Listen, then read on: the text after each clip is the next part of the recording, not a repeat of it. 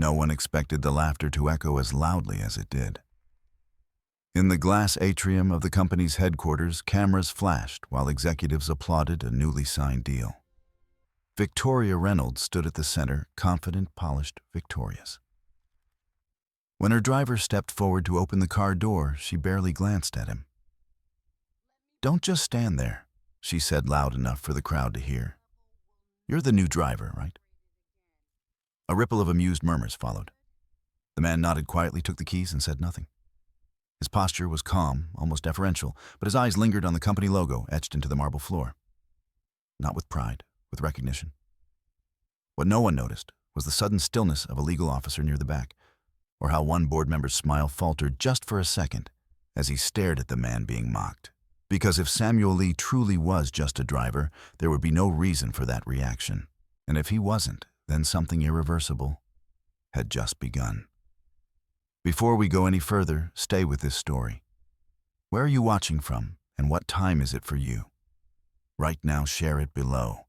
If stories about dignity, truth, and quiet justice matter to you, consider subscribing so you don't miss what comes next. The divorce had been finalized in less than 90 days. A fact Victoria Reynolds repeated often, usually with a tone that suggested efficiency was a virtue, not a warning sign. To her friends, it was proof that she had handled it cleanly. No drama, no drawn-out arguments, no ugly courtroom scenes. Just signatures, polite smiles, and a quiet exit by a man most of them already believed had contributed very little to her rise. Samuel Lee had not argued. He had not begged. He had not asked for mediation counseling or time. That more than anything else had convinced Victoria she was right. In her version of the story, Samuel had been the ballast deadweight disguised as loyalty. A man content with operational roles and modest routines while she chased growth, visibility, and influence. She told people she had outgrown him. That ambition had finally forced her to choose herself. What she did not say, what she barely allowed herself to think, was how easily Samuel had agreed. The papers were signed in a neutral conference room downtown, overseen by junior attorneys who barely looked up. Victoria arrived, dressed for a meeting afterward. Samuel came alone, wearing the same charcoal jacket he had worn for years. He listened as the terms were read aloud, nodded once, and signed where indicated. No counteroffers, no red lines. The attorney paused at one point, glancing between them. "Mr. Lee, you understand you're waiving any claim to future appreciation tied to, I understand," Samuel said calmly. Victoria watched his pen move across the page and felt a flicker of something uncomfortable. Relief, she told herself. Just relief. They left separately. That night, Victoria posted a photo of herself at a rooftop bar with colleague city lights behind her. The caption was carefully vague. "New chapters require courage." Samuel did not comment. What no one saw was Samuel alone in his apartment, spreading copies of the divorce agreement across his kitchen table. He read every clause slowly, not as a husband losing a marriage, but as a man confirming assumptions. The agreement was clean, almost too clean. There were no disputes over property beyond the marital home, which he had insisted she keep. No claims on stock options, no mention of intellectual property, and notably no reference to certain legacy holdings Samuel had once quietly overseen during the company's earliest days. He folded the papers, stacked them neatly, and placed them into a labeled folder. Then he opened another. This one contained corporate bylaws, trust documentation, and an operating agreement last amended nearly 7 years earlier, long before Victoria's title had expanded, before Mark Caldwell had entered the picture, before the company had become something people competed to control. Samuel traced a line of text with his finger. Ultimate decision authority retained by the managing trustee, acting on behalf of the founding interest. The name of that trustee did not appear on any public-facing document. It never had. That was by design. Samuel had learned early that visibility distorted behavior. When people knew who held power, they performed for it or plotted against it. He had chosen obscurity, not out of humility, but out of discipline. A belief that systems worked best when leadership was quiet, predictable, and constrained by process. Victoria had never fully understood that. She had once teased him for it, called him afraid of the spotlight. He hadn't corrected her. The morning after the divorce announcement circulated internally, Samuel's access credentials stopped working. He had expected that. His role in facilities operations, ostensibly a transitional position after stepping back from strategic oversight, was easy to erase. His name disappeared from internal directories. His email auto-forwarded to a generic inbox. The company moved on as if he had never been there. Victoria didn't notice. She was too busy fielding congratulations. Mark Caldwell, now firmly installed as senior vice president with expanded authority, made a point of stopping by her office that afternoon. He closed the door behind him, smiling. "You did the right thing," he said. "You can't scale with someone who thinks small." Victoria smiled back, letting the words settle. That evening, she received a message from Human Resources confirming Samuel's separation from all internal systems. She forwarded it to Mark with a single line, "Undone." Samuel received nothing. He didn't need to. What mattered wasn't what he had lost access to, but what had quietly changed the moment the divorce became official. The separation removed a conflict of interest barrier that had constrained him for years. It freed him to act without concern for marital optics or shared liability. Whatever happened next would be governed by corporate law alone. And corporate law was something Samuel understood intimately. Over the following weeks, he observed. From outside the building, from borrowed vantage points, from conversations that were never meant to include him. Vendor contracts shifted. Approval chains shortened. Payments moved faster often, without the redundancies Samuel himself had insisted on implementing years earlier. He documented everything, not dramatically, not obsessively, just methodically. One evening, while reconciling bank records related to the final dissolution of the joint account, Samuel noticed something small, so small, it would have escaped anyone not looking for patterns. A recurring transfer, same amount, same date, every month. The recipient name meant nothing to him. At first, a consulting LLC registered out of state. But the frequency, the timing, always just days after internal budget reviews, caught his attention. He cross-referenced it with older records. The transfers had begun shortly after Mark Caldwell's promotion. Samuel leaned back in his chair, fingers steepled, and exhaled slowly. This was not proof. Not yet. But it was a signal. And signals, when followed patiently, had a way of becoming facts. He closed the file and wrote a single note in the margin of his notebook. Track without interference. Before turning off the light, Samuel paused, considering a question he had avoided since the divorce. At what point does silence stop being restraint and start becoming complicity? He didn't answer it yet. But he knew the answer was coming. Victoria Reynolds didn't think of herself as cruel. She thought of herself as realistic. In the weeks after the divorce, she treated her new life like a carefully managed campaign. She adjusted her routines, refined her wardrobe, and curated her narrative with the same instinct she used to negotiate partnerships, always aware of who was watching, always conscious of perception. At work, she became the woman who chose herself. In meetings, she was sharper, quicker to challenge, quicker to claim credit. Over lunch, she offered the version of her marriage that fit neatly into corporate conversation, a supportive husband who never grew, a talented wife who finally stopped shrinking. She told it with a soft smile, as if she had simply outgrown an old apartment. "He was kind," she would say, stirring her coffee. But kindness isn't enough when you're building something. People nodded. They liked stories that made ambition sound like moral progress. Mark Caldwell encouraged it. He had a way of validating the worst parts of someone by calling them strength. One afternoon, as Victoria stood in the hallway outside the executive conference room, Mark leaned in and lowered his voice. "You don't owe anyone an explanation," he said. "But if you're going to tell the story, tell it like a winner." Victoria smiled. I'm not trying to make him look bad. Mark's eyes flickered, amused, almost indulgent. You're not. He did that himself.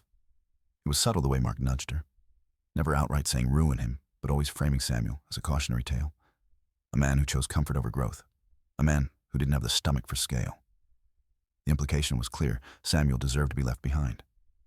Victoria let herself believe it because it felt clean. If Samuel was a failure, then the divorce wasn't betrayal. It was evolution. Meanwhile, Samuel Lee moved through his own days with quiet precision. He didn't stalk Victoria.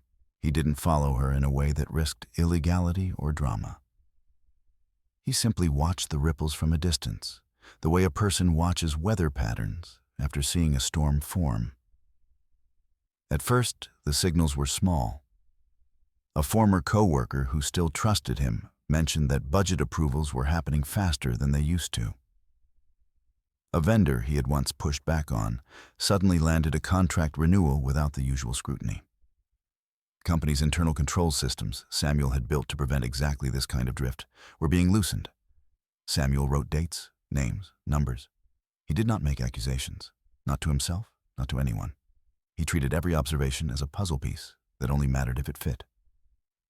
And then there were the financial records. After the divorce, the joint account remained open for 30 days to finalize shared obligations. Utility payments, a few remaining subscriptions, the last mortgage debit. Samuel had insisted on keeping it open specifically to avoid claims later that he had cut Victoria off. It also gave him a window on the 15th of that month at 9:12 p.m. A transfer went out $3,750 to a consulting firm called Northbridge Advisory Group, LLC. Samuel didn't recognize it. He assumed it might be legitimate. Victoria had always hired consultants. She liked outside strategic advisors because they sounded impressive. But the next month, it happened again. Same amount, same date.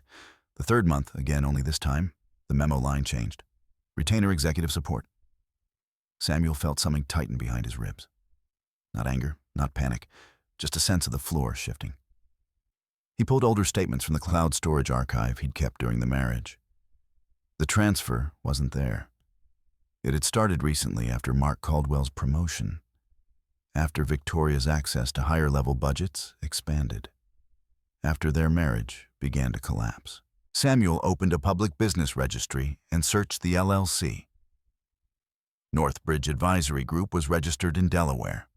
No website, no listed employees. A registered agent address shared by thousands of shell companies. Technically legal, practically opaque. He stared at the screen and forced himself to stay calm. A shell company didn't prove fraud, but it did suggest intent to hide. Samuel took a screenshot, then another. He printed the statements and placed them in a folder labeled Northbridge. The next week, Victoria's attorney emailed him a short message. Mr. Lee, please confirm you've removed your name from the remaining shared credit line. Miss Reynolds would like sole control moving forward. Samuel replied politely, confirming he would.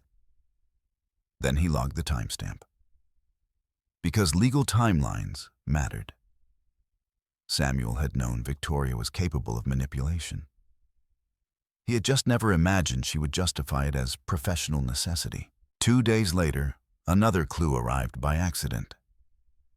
A text message pinged onto Samuel's phone late at night, lighting up the dark room. It was from an unknown number, but the preview showed just enough for his stomach to turn. Send it through the joint for now. It's cleaner. Samuel's thumb hovered over the screen. The message opened into a thread, short, careless, intimate, in a way that made the meaning unmistakable. The sender was Victoria. The recipient's number was unsaved, but the name at the top of the thread, automatically suggested by an old contact sync, was Mark Caldwell. There was no explicit confession, no explicit mention of cheating. But the context was unmistakable. Money moved through the joint because it was cleaner. Cleaner meant harder to trace. Cleaner meant plausible deniability. Samuel sat very still, letting the silence settle around him. He didn't reply.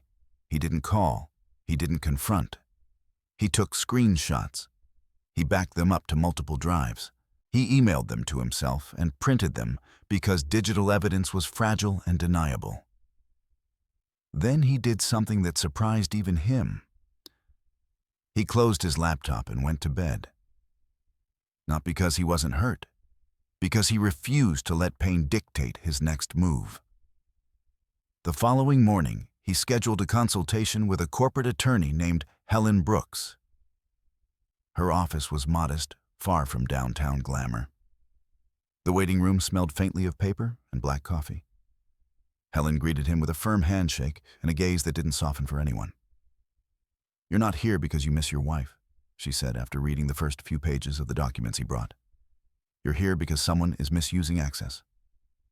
Samuel nodded. "I want to understand what I'm looking at before I assume anything." Helen's expression didn't change. Assumptions don't win cases. Records do. She organized the documents into piles, moving them like chess pieces. Recurring transfers from a joint account to a shell-registered entity, she said. A text suggesting intent to route funds for concealment. And the timing aligns with corporate budget cycles. That's not nothing. Samuel remained composed. "What is it?" Helen leaned back. "It's a pattern. Potentially marital misconduct, potentially financial deception, potentially corporate fraud if any of these payments relate to company money or influence." Samuel's eyes narrowed slightly. "If." Helen gave him a long look. "You want to do this clean? Then we don't accuse. We investigate, lawfully, quietly." Samuel felt the weight of that word, quietly. It matched him. It matched what he had practiced for years. Restraint is a strategy, patience is power. Helen slid a notepad toward him and wrote 3 words at the top: preserve, document, correlate. "From this point forward," she said, "you don't speak to her about any of it. You don't warn anyone inside the company. You don't touch internal systems you don't have a right to touch. You let them move. You let them think they're safe." Samuel nodded slowly. A part of him, some human part, that still carried the shape of his marriage, wanted to storm into Victoria's office, throw the statements on her desk, and ask her why. Ask her when she decided his trust was something to exploit. But Helen's presence anchored him. Justice, she seemed to say without words, was not about emotional satisfaction. It was about truth, made undeniable. As Samuel left Helen's office, he glanced down at his phone. No new messages. He looked up at the gray sky above the street. At what point does someone stop being ignorant and become willing? He didn't have the answer yet, but he was closer. And somewhere inside the company that had once been his, someone was moving money in the dark, believing no one would ever connect the dots. That belief, Samuel knew, was the beginning of their mistake. Mark Caldwell had always understood timing. He knew when to speak in meetings and when to let silence do the work for him. He knew when to flatter and when to withhold approval just long enough to make people chase it. And now, with the company accelerating and internal controls loosening, he knew something else as well. Momentum forgave a lot of sins. From the outside, Mark looked like the natural evolution of leadership. Mid-40s, confident, impeccably dressed, with a resume that suggested competence, without revealing how often he relied on proximity to power rather than creation of it. When the board expanded his authority, few questioned the decision. Growth demanded decisiveness, after all. Victoria Reynolds certainly didn't. She had watched Mark navigate the executive floor with ease command rooms, without raising his voice, and position himself as the man who kept things moving. Compared to Samuel's insistence on process and caution, Mark felt refreshing, efficient, bold, necessary. Their relationship had never been announced, but it wasn't exactly hidden either. Late meetings, shared travel, conversations that lingered too long after others had left. In a culture that romanticized long hours and blurred boundaries, intimacy disguised itself as dedication. Mark fed that illusion carefully. "You deserve more visibility," he told Victoria one evening as they reviewed partnership metrics in his office. "You're doing the work, but you're still letting people underestimate you." Victoria smiled, a little tired. "That's always been the case." "Not anymore," Mark said. "You're not someone's wife now. You're an executive in your own right." The words landed exactly where he intended. Victoria had spent years insisting she wasn't defined by her marriage, yet part of her had always felt restrained by Samuel's quiet gravity. He never demanded she shrink, but he also never encouraged her to dominate. With Mark, dominance felt rewarded. What she didn't see was how Mark framed her success as something he enabled. Gradually, he drew her deeper into his orbit. He invited her into budget discussions she'd never been part of before. He asked her opinion on vendor selections. He trusted her with approvals that technically exceeded her title. "This is how leaders are made," he said, "by stepping up before the paperwork catches up." Victoria hesitated at first. She wasn't reckless by nature. But Mark had an answer for every concern. Legal will bless it later. Finance already knows. The board wants speed. And when she still looked uncertain, he added the final push. "Samuel never understood this world," he said gently. "You do." That comparison, Samuel, as the man who didn't belong, sealed it. Meanwhile, Samuel Lee observed Mark Caldwell from a distance that was both literal and strategic. He didn't watch Mark the way a jealous ex-husband might.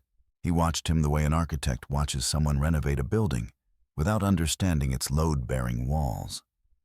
At first glance, Mark's moves seemed reasonable. Delegation, streamlining, vendor consolidation.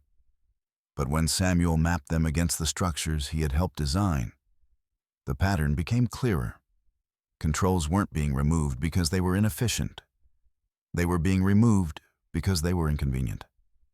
Samuel noticed that approvals once requiring 2 independent sign-offs now needed only 1. That certain vendors were repeatedly selected despite mediocre performance. That internal audit timelines were quietly extended. He also noticed something more troubling. Mark Caldwell's name appeared in places it shouldn't, not officially, not in obvious ways, but in the metadata of documents. In access logs that showed his credentials opening files tagged executive only. Files Samuel himself had locked years earlier to prevent misuse. Those files included trust summaries, governance structures, and contingency clauses documents that had no relevance to Mark's stated role. Samuel didn't access them. He didn't need to. The fact that Mark had was enough. That kind of access required one of 2 things. Either someone with authority had granted it, or someone had exploited a loophole that only worked if no one was watching. Samuel suspected the latter. One afternoon, while working a short-term driving contract that took him near the corporate campus, Samuel parked across the street and watched employees stream out at the end of the day. Among them was Daniel Ortiz, the internal accountant Samuel had worked with years earlier. Daniel looked thinner, tired. Samuel didn't approach him, not yet. That evening, Helen Brooks called. "They're moving faster," she said without preamble. "I pulled recent public filings. Your company restructured a subsidiary last quarter. The timing aligns with the vendor payments you flagged." Samuel leaned against the kitchen counter. "What does that mean?" "It means money can be moved across entities with less visibility if the paperwork's designed right," Helen said. "It also means whoever designed it knew exactly what they were doing." Samuel exhaled slowly. "Mark Caldwell." "Possibly," Helen replied. "But he'd need cooperation, or at least silence." Samuel thought of Victoria. He thought of her belief that efficiency justified shortcuts, that growth excused risk, that Samuel's caution had been fear, not foresight. "What's the next step?" he asked. Helen paused. "You let them keep going. If we intervene now, they tighten up. You want confirmation, not suspicion?" Samuel nodded, even though she couldn't see him. After the call, he reviewed his notes again. Dates, transfers, internal shifts. Everything pointed to a convergence, Mark's rise, Victoria's expanding authority, and the quiet rerouting of money through entities designed to obscure origin and intent. It wasn't greed alone. It was entitlement. Mark believed the company needed him. Victoria believed she had earned her assent. Between those beliefs, the rules had become optional. The irony wasn't lost on Samuel. He had built the company precisely to prevent this kind of thinking, to ensure no one, himself included, could treat the organization as a personal instrument. That was why he had stepped back, why he had layered authority through trusts and governance frameworks. why he had chosen anonymity over acclaim. And now the very absence of his visible presence had created a vacuum someone like Mark Caldwell was eager to fill. Samuel closed his notebook and stood by the window, watching headlights trace lines through the dark. He didn't feel betrayed in the way people expected betrayal to feel. There was no sharp pain, no dramatic collapse. Just a slow, steady recognition. Mark Caldwell wasn't the disease. He was a symptom. The real question, the one Samuel knew would soon demand an answer, was how far Victoria had gone willingly, and at what point ambition had turned into something that couldn't be excused by ignorance. Because once intent crossed that line, consequences stopped being personal. They became inevitable. The detail that changed everything didn't announce itself. It didn't arrive with alarms or dramatic revelations. It appeared quietly, the way truth often does, embedded in paperwork. Most people skimmed, tucked into margins no one bothered to question. Samuel Lee found it on a Thursday night, long after the city outside his apartment had settled into its usual hum. He was seated at the small dining table he now used as a workspace. A lamp casting a tight circle of light over a spread of documents, vendor invoices, bank statements, and copies of internal approvals he had legally obtained through discovery channels available to any former executive with standing. At first, nothing stood out.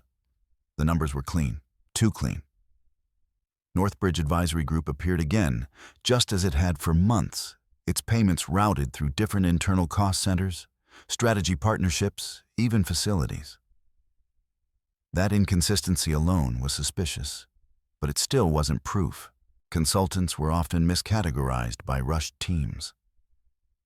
Samuel was about to close the folder when his eyes paused on a small notation at the bottom of one invoice. It was a code.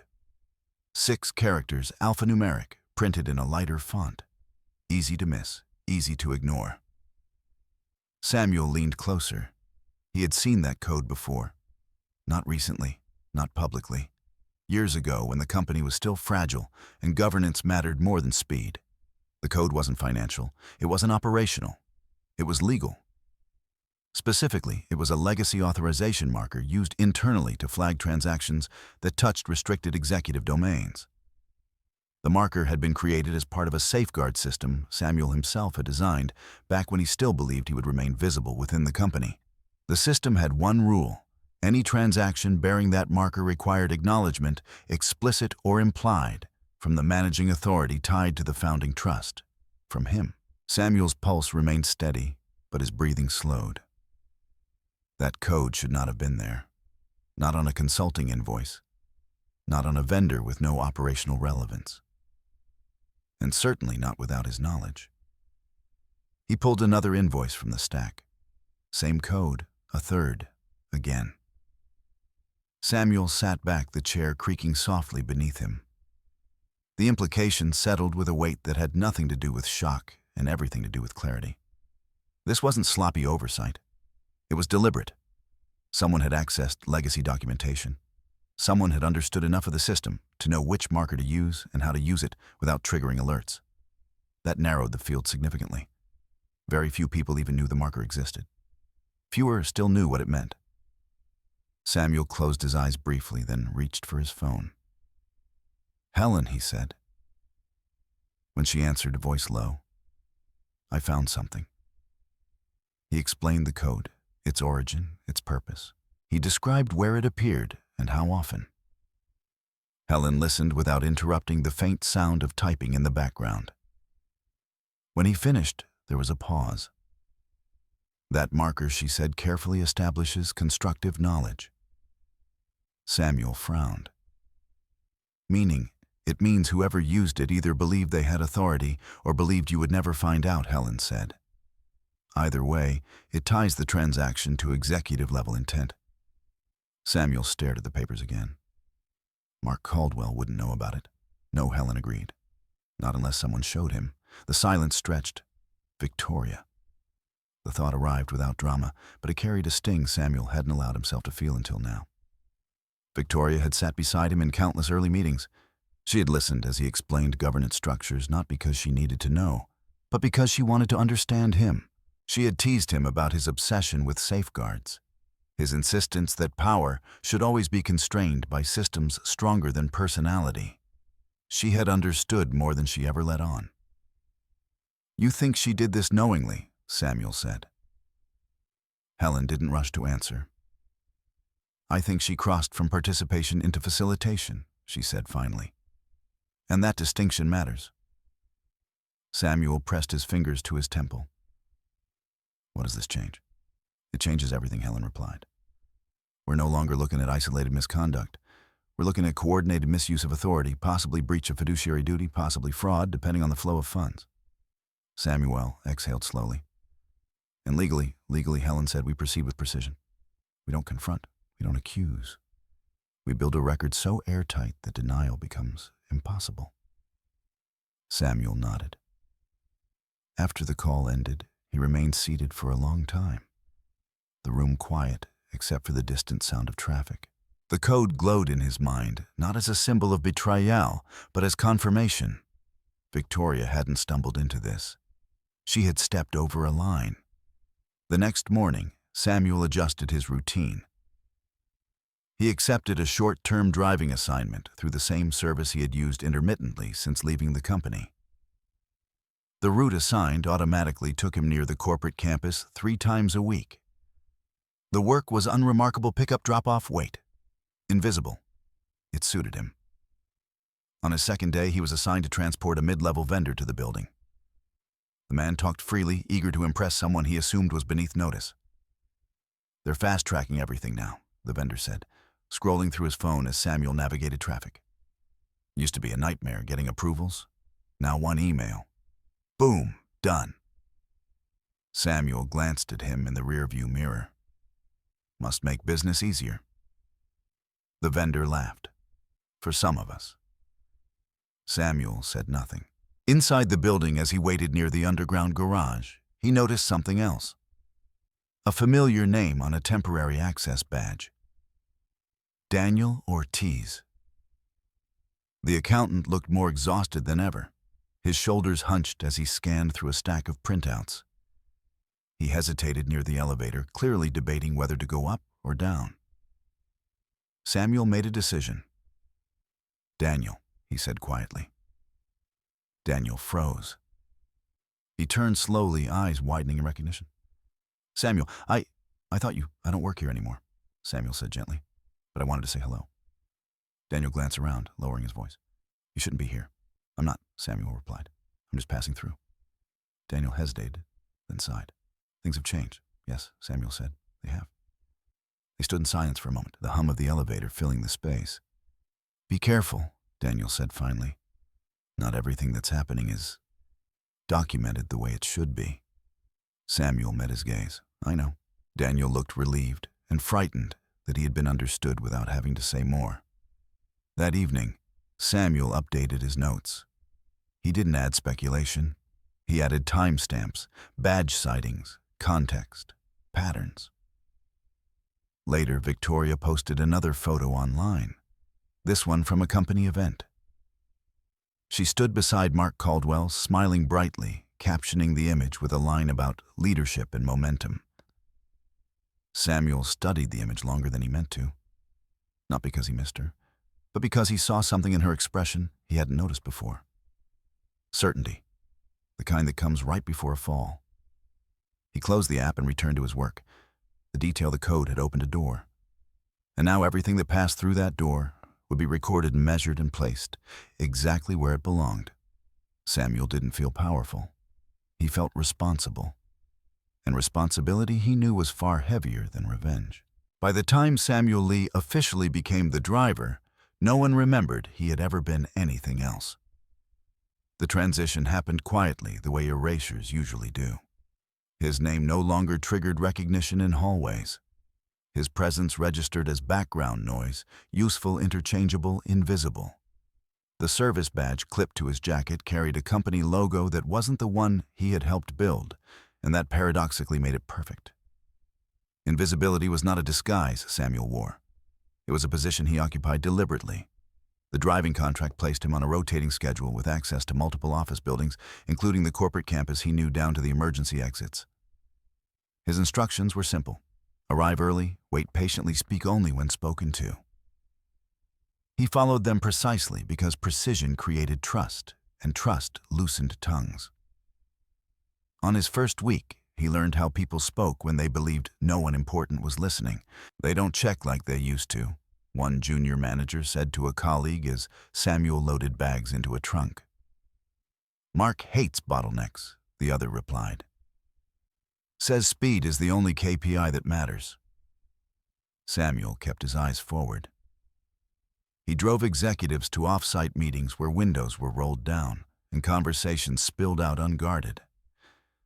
He waited in garages long enough to overhear phone calls about approvals being rubber-stamped and invoices being pushed through before month end. No one noticed the man behind the wheel, remembering everything. Victoria Reynolds noticed him only once, and not as Samuel. It was outside the main entrance late afternoon when she was heading to a partner dinner. Samuel opened the door for her, stepping back with the practiced neutrality of someone whose job was not to exist beyond the task. She paused, squinting at his face. For a fraction of a second, something flickered recognition maybe, or the ghost of it. Then she dismissed it. People saw what they expected to see. "You're new?" she asked curtly. "Yes," Samuel replied. "Good," she said, adjusting her coat. "Just make sure you're on time." "Yes, ma'am." The word ma'am landed oddly between them, but Victoria didn't notice. She was already typing on her phone a message to Mark Caldwell about seating arrangements and optics. Inside the car, she took a call without hesitation. "Everything's lined up," she said. "Legal signed off. We're closing before audit season." Samuel drove steadily, his expression unchanged. Legal had not signed off. At least not in the way she believed. What Victoria meant was that no one had objected yet. That night, Samuel reviewed the day's notes and added a new section, verbal admissions. He didn't record audio. He didn't need to. Dates, phrases, contexts, those were enough. Courts cared about patterns, not theatrics. Helen Brooks checked in twice that week. "They're accelerating," she said, "which means they're either confident or scared." "Both," Samuel replied. "They think momentum will protect them." "It won't," Helen said, "but it will give us more data." The following week brought the event Samuel had been waiting for. A closed-door strategy meeting scheduled after hours with attendance limited to senior leadership and select partners. Samuel was assigned to drive 3 attendees, 2 executives and 1 external consultant whose name appeared frequently in the Northbridge paperwork. The consultant was talkative, nervous. As Samuel merged onto the highway, the man leaned forward slightly, lowering his voice. "This whole thing's moving faster than I expected," he said to the executive beside him. "I don't want to be holding the bag, if you won't," the executive interrupted. "Mark's got coverage." Samuel felt the air shift. "Coverage?" how the consultant asked. The executive hesitated, then shrugged. "Structure, layers. You don't need to worry about it." The consultant didn't look reassured. Neither was Samuel. At the building, Samuel waited longer than usual. The meeting ran late, voices rising and falling behind thick glass. He watched as Daniel Ortiz passed through the hallway. Twice his pace, hurried, his jaw set. When the attendees finally returned, the consultant's face was pale. Inside the car, silence stretched. Then, unexpectedly, the consultant spoke to Samuel. "Long night," he said, forcing a laugh. Samuel nodded. "It happens." The consultant leaned back, exhaling. "I don't envy you, being on the outside of all this." Samuel met his gaze in the mirror. "You'd be surprised what the outside sees." The consultant said nothing more. That evening, as Samuel was finishing his shift, he received a message from Helen. "We need one more confirmation. Something that ties approvals directly to Caldwell's office, not just influence direction." Samuel stared at the message. He already knew where to find it. The opportunity came sooner than expected. 2 days later, Samuel was assigned to drive Mark Caldwell himself. It was the first time since the divorce that they had been in the same enclosed space. Mark slid into the back seat without a glance, already mid-call. No, that's not what I said, he snapped. I said route it through partnerships. That way it looks organic. Samuel's hands tightened slightly on the steering wheel. Yes, I'm sure, Mark continued. I don't care how it looks internally. We need it done before the board review. Samuel took a turn smoothly, committing every word to memory. The call ended abruptly. Mark leaned forward. You missed the exit. Samuel Almawo blinked. Apologies. I'll correct. As he adjusted the route, Mark studied him through the mirror. You're quiet, he said. Ever think of doing more than driving? Samuel met his eyes. I prefer work that doesn't require attention. Mark smirked. Smart. Attention complicates things. He settled back, satisfied. Samuel dropped him off and drove away, heart steady. That call was enough. Later that night, Samuel typed a detailed account of the conversation, cross-referencing it with existing timelines. He attached it to the growing file Helen had labeled Caldwell Directional Authority. He sent it securely. Helen replied an hour later. That's it. We wait for the public moment. Samuel closed his laptop and stood by the window again, the city lights distant and indifferent. He thought about how easily people like Mark mistook silence for insignificance. How quickly Victoria had learned to do the same. How power, when unchecked, always revealed itself through impatience. They were close now, close to exposure, close to consequence, and Samuel was exactly where he needed to be. Behind the wheel, watching the road narrow. The event was designed to celebrate certainty. Glass walls framed the atrium and light banners rose behind a polished stage, and a long red carpet guided guests toward a future the company wanted photographed, posted, and admired. It was the closing ceremony for a strategic partnership that had taken months to negotiate, and only weeks to rush through approval. The message was simple: momentum was everything. Samuel Lee arrived early. He stood near the edge of the underground garage, hands folded loosely, waiting beside a black sedan that had been cleaned twice already. His uniform blended perfectly into the background, pressed anonymous forgettable. He could hear the murmur of voices above the echo of heels on stone, the hum of cameras warming up. When Victoria Reynolds entered the garage, she didn't see him at first. She was laughing, flanked by colleagues and partners, her posture relaxed in a way it hadn't been for years. Confidence had settled into her movements, no longer borrowed, no longer tentative. This was her world now, and she moved through it as if it had always belonged to her. Samuel stepped forward, opened the car door. She paused. Her eyes flicked to his face, then away. Take us around front, she said without looking at him. I don't want to walk. Yes, ma'am, Samuel replied evenly. She climbed in, still talking, her voice carrying easily. Mark wants this to look seamless. No hiccups. Everything needs to signal leadership. Samuel closed the door gently and took his place behind the wheel. At the front entrance, the crowd had gathered. Photographers clustered near the steps. Executives formed neat lines, smiles, practiced hands, ready for handshakes that would later be dissected in press releases. Samuel exited the car and moved to open the door for Victoria. She stepped out, then stopped short. Someone had called her name. She turned, smiled broadly, and waved. Cameras flashed. As she adjusted her coat, she glanced back at Samuel, impatience sharpening her tone. Don't just stand there, she said, loud enough for several people nearby to hear. You're the new driver, right? The words landed cleanly. Too cleanly. A ripple of laughter moved through the group, not cruel, not kind. Just reflexive. The kind of laughter that reinforced hierarchy without anyone having to acknowledge it. Samuel felt every eye on him. He nodded once. Yes. Victoria turned away, already satisfied. Good. Make sure you stay close. We'll be leaving late. She stepped into the spotlight, her attention fully reclaimed by people she believed mattered. Samuel remained still. He did not feel anger in that moment. He felt clarity, because humiliation was not a surprise. It was a confirmation. Nearby, a member of the legal team stiffened. Just briefly.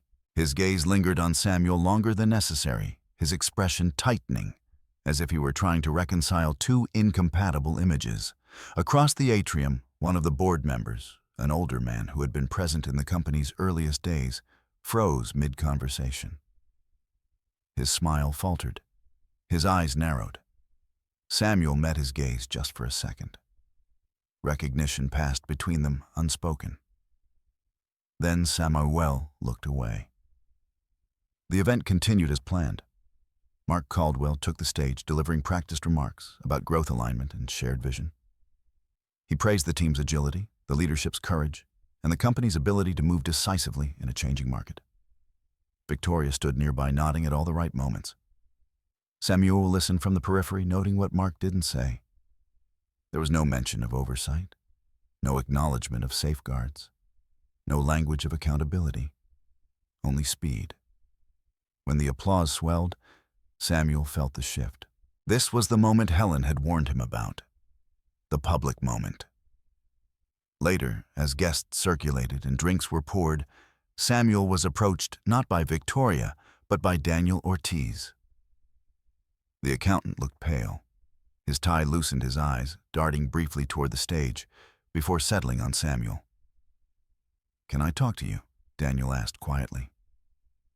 Samuel inclined his head. "Of course." They moved to the side near a pillar that shielded them from the crowd. "I don't know what you're doing here," Daniel said, voice low. "But you shouldn't be." Samuel studied him. Why Daniel swallowed? Because if Mark realizes what Samuel asked gently. Daniel hesitated, then exhaled. "That you still see the structure? That you remember how it was meant to work?" Samuel didn't respond. Daniel pressed on. "They're pushing everything through Victoria's office now.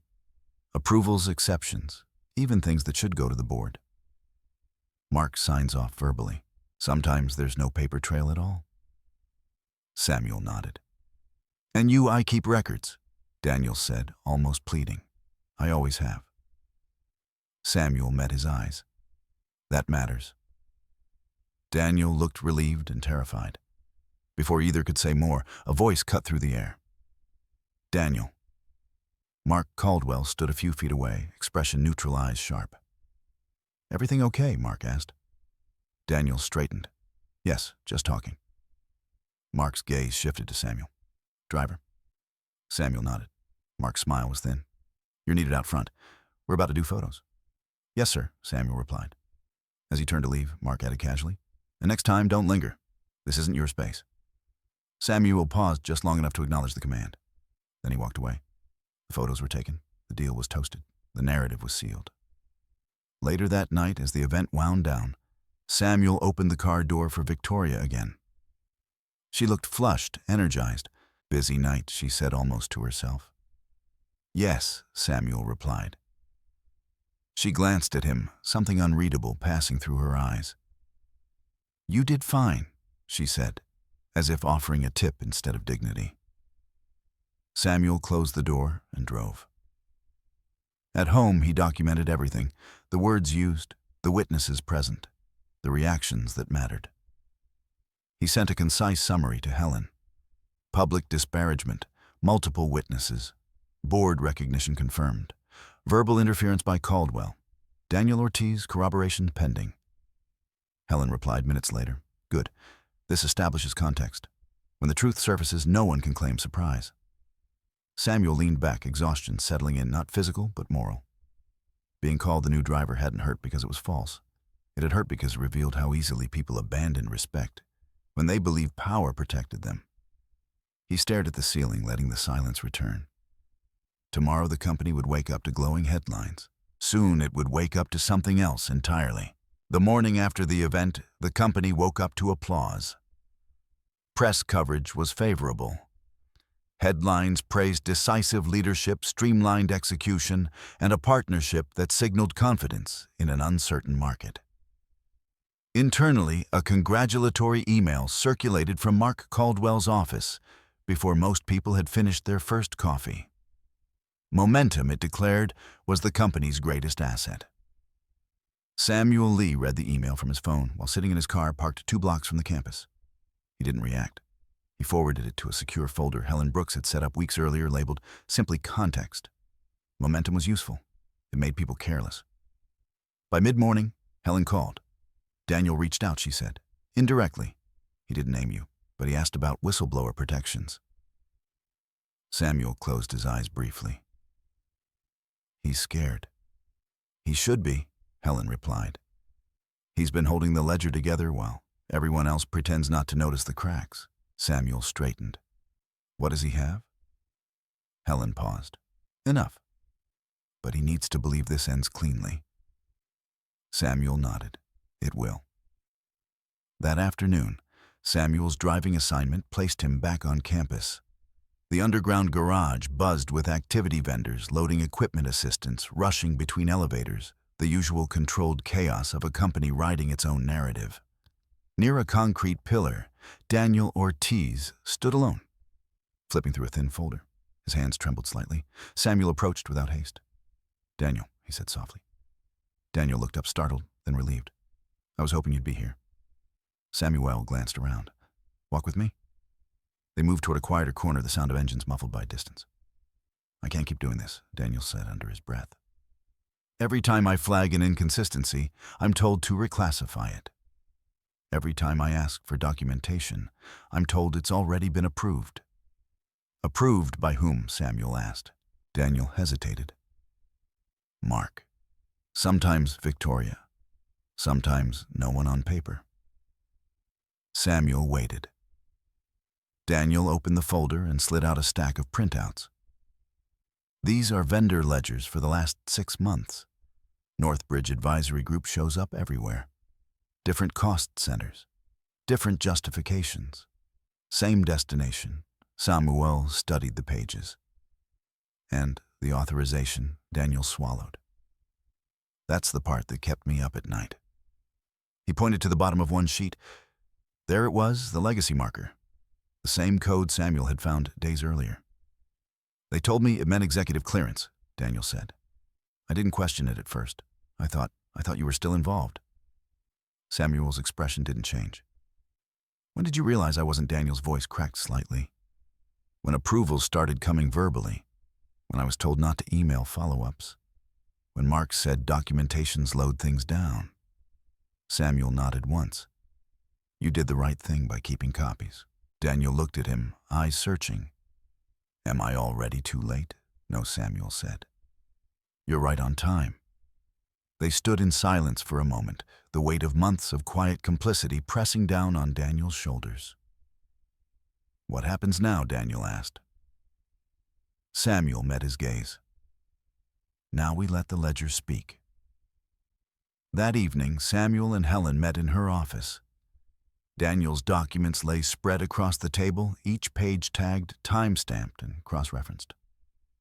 Helen worked through them methodically, her pen moving with surgical precision. This is good, she said finally. Very good. What does it establish? Samuel asked. 3 things, Helen replied. First, a pattern of misclassification designed to obscure purpose. Second, repeated use of a restricted authorization marker without proper authority. Third, she tapped a page. A flow of funds that aligns with personal benefit, not corporate interest. Samuel exhaled slowly.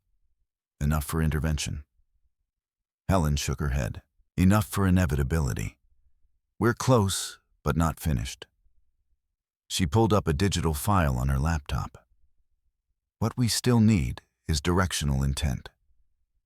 Not just that money moved, but that someone instructed it to move. Samuel leaned back, considering. Mark Caldwell. Yes, Helen said, but we need it in his words, or hers. Samuel's mind returned to the event, to Mark's call in the car, to Victoria's confidence. They think the story is already written, Samuel said. They won't stop talking. Helen smiled faintly. People who believe they're untouchable rarely do. Over the next week, Samuel continued driving. He drove executives who complained about auditors, consultants who joked about creative accounting, partners who spoke freely about deals being greased. He didn't record, he didn't interrupt. He remembered. One evening, Victoria entered the car alone. She seemed distracted, her phone lighting up repeatedly. After a few minutes, she sighed and tossed it into her bag. Long day, she said. Yes, Samuel replied. She studied him for a moment. You've been around a lot lately. Samuel met her eyes in the mirror. I go where I'm sent. She smiled faintly. Must be nice. No pressure. Samuel said nothing. She looked out the window, then spoke again more quietly. Do you ever think about where you might be in 5 years? Samuel considered the question. Often. And she pressed. I think about whether I'll recognize myself, he said. She laughed softly. That's philosophical for a driver. Samuel returned his eyes to the road. Later that night, Helen forwarded him an email chain obtained through a lawful request tied to vendor review procedures. It wasn't dramatic. It didn't scream corruption. It simply showed Mark Caldwell instructing a department head to route Northbridge through partnerships for now. Because that's where V has visibility. V. Victoria. Samuel stared at the screen, feeling something finally settle into place. This was it. The ledger, the code, the instruction. Together they formed a picture that could not be reframed as misunderstanding. Helen called moments later. That email changes our posture. Samuel nodded. What's next? We stop waiting, Helen said. But we still don't announce. She outlined the plan calmly. A formal request to preserve records. A notice to the board framed as risk mitigation.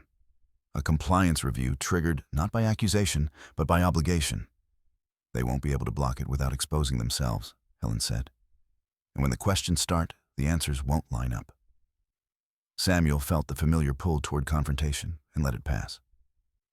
This wasn't about vindication. It was about restoring the integrity of something he had built. Before ending the call, Helen added, there will be a moment when they realize what's happening. When the ground shifts. Samuel nodded. I'll be ready.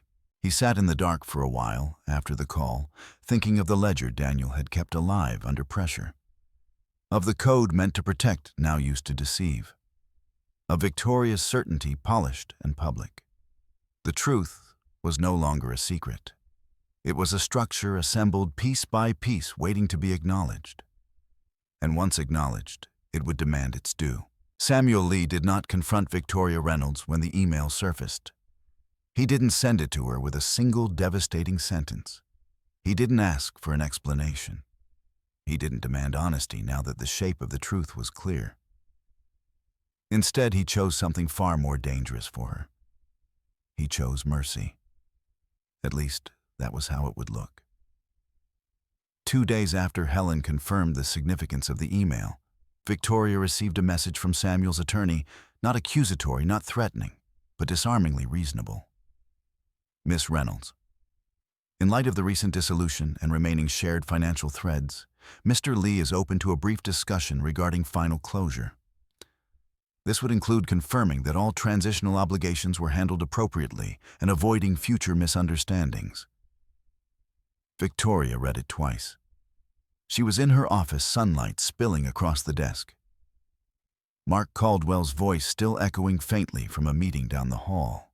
The message irritated her not because it sounded aggressive, but because it didn't. Samuel had always been like that, calm, polite, inconveniently reasonable. She forwarded it to Mark with a short note. He wants closure. Mark replied within minutes. That's fine. Keep it clean. Don't say more than you need to. Victoria leaned back in her chair, exhaling. She told herself this was just another loose end. Samuel wanted reassurance. Validation, maybe. Proof that leaving him had been the right call. She could give him that. The meeting was scheduled at a neutral cafe near the river public safe, unremarkable. The kind of place where conversations blurred into background noise. Samuel arrived early, already seated, a single folder resting on the table beside his coffee. He stood when Victoria approached, his expression composed, unreadable. Samuel, she said, offering a practiced smile. You look, well. So do you, he replied. They sat. For a moment, neither spoke. The river moved slowly behind them, indifferent to the tension settling between two people who knew each other too well. I won't take much of your time, Samuel said finally. I just wanted to make sure we're aligned. Clean break, no loose ends. Victoria nodded. Of course, that's important. Samuel opened the folder, not dramatically, not with flourish. Inside were a few printed statements, nothing highlighted, nothing circled. I noticed some transfers from the joint account during the transition period, he said evenly. Consulting fees. I assume they were business-related. Victoria didn't hesitate. Yes, they were approved. Approved how Samuel asked. She shrugged lightly. Through work. It was simpler to run them through the joint account temporarily. Cleaner. Samuel looked up. Cleaner. She met his gaze without flinching. Less paperwork, no delays. You know how these things work. He nodded slowly, and Mark Caldwell was aware. Yes, she said. He suggested it. The words hung between them. Samuel didn't react. He simply reached for his coffee, took a sip, and set it down again. I see, he said. Victoria shifted, sensing something, but not yet understanding it. Is there a problem? Samuel closed the folder. I just wanted to confirm what she asked, her tone, sharpening slightly. That you understood what you were authorizing, he replied. And that you were comfortable with it, she frowned. Why wouldn't I be? Samuel held her gaze. Because sometimes people are told things are routine when they're not. Victoria's jaw tightened. Are you implying I did something wrong? No, Samuel said calmly. I'm asking if you believed you were acting within your authority. Yes, she said firmly. I did. Samuel Oswald nodded once. That's all I needed, he said. Victoria stared at him, unsettled. That's it, yes. She scoffed softly. You always did overthink things. Perhaps he did. They stood the conversation, ending not with confrontation, but with an unsettling lack of it. As they parted, Samuel extended his hand. Victoria hesitated, then shook it. Take care, he said. You too, she replied, watching him walk away with a strange lingering unease she couldn't quite name. That evening, Samuel sent Helen a brief message. Verbal confirmation obtained. Knowledge and intent acknowledged. Public setting. No coercion. Helen replied almost immediately. That completes the chain. The following days unfolded with deceptive normalcy. At the company, Mark Caldwell continued to operate as if nothing had changed. He chaired meetings, approved initiatives, and spoke confidently about future growth. Victoria remained at his side, visibly aligned, her authority seemingly intact. But beneath the surface, something had shifted. Helen filed a formal request for record preservation under the guise of compliance review. It wasn't dramatic. It didn't accuse anyone. It simply obligated departments to retain documents, emails, and communications related to vendor payments and approval processes. The request went out quietly. The effect was immediate. Approvals slowed. Emails became shorter, more cautious. Meetings that once ended with verbal directives now demanded follow-ups. Mark noticed. Why is compliance suddenly crawling all over everything he asked in a closed-door meeting? Routine audit cycle, someone replied. Legal wants to be proactive. Mark's eyes narrowed. Since when no one answered. Victoria felt it too. Her inbox filled with requests for clarification. Her approvals were questioned. Small things, but enough to disrupt the sense of control she had grown accustomed to. She called Samuel that night. He didn't answer. Instead, she left a message. I don't know what you're trying to do, but if this is about getting back at me, it's unnecessary. Samuel listened to the voicemail later, his expression unchanged. This wasn't about revenge. It was about alignment. The trap hadn't closed with force. It had closed with consent. Victoria had confirmed her role. Mark had issued direction. The ledger had recorded the flow. And now the system Samuel had built years ago, quietly, patiently, was beginning to respond. Helen called the next morning. The board will be notified of a compliance briefing, she said. Framed as risk assessment. No names yet, when Samuel asked. Soon, Helen replied. Very soon. Samuel ended the call and sat in silence for a moment, reflecting on the strange elegance of it all. No shouting, no threats, no dramatic exposure. Just truth allowed to surface in its own time. Victoria believed she had managed the meeting well. but Samuel had sought reassurance and received it. She didn't realize she had done something far more consequential. She had put her certainty into words, and words once documented had a way of standing still long after confidence faded. The board did not panic. That was the first thing Samuel Lee noticed when Helen Brooks forwarded the notice. No urgent subject line, no legal language heavy enough to draw attention. Just a calendar invitation sent to a limited list of recipients. Compliance risk briefing, vendor governance, and approval controls, scheduled for 90 minutes on a Wednesday afternoon. Routine. That was how it would be framed. Inside the company, however, the change was immediate and unmistakable. Requests that once moved in hours now took days. Executives who had relied on verbal approvals found themselves asked politely, persistently to follow up in writing. Vendors accustomed to fast renewals were told to resubmit documentation. The word audit was never used, but everyone felt its presence. Mark Caldwell felt it most of all. He noticed it when an invoice he had expected to clear before month-end was returned with a request for justification. He noticed it when legal declined to bless it later and instead asked for a process memo. He noticed it when a junior compliance officer, someone he had never spoken to before, asked to sit in on a budget meeting. By Friday, he was irritated. By Monday, he was alert. "This is slowing us down," Mark said sharply in a closed meeting with senior leadership. "We just signed a partnership that depends on velocity." Who initiated this? No one answered immediately. Finally, someone said legal. Mark's jaw tightened. Which legal external counsel? Another executive added. Risk-focused. Mark leaned back, fingers tapping the table. And who authorized them? Silence again. That silence told him everything he needed to know. Someone had gone around him. Across the building, Victoria Reynolds was having her own realization.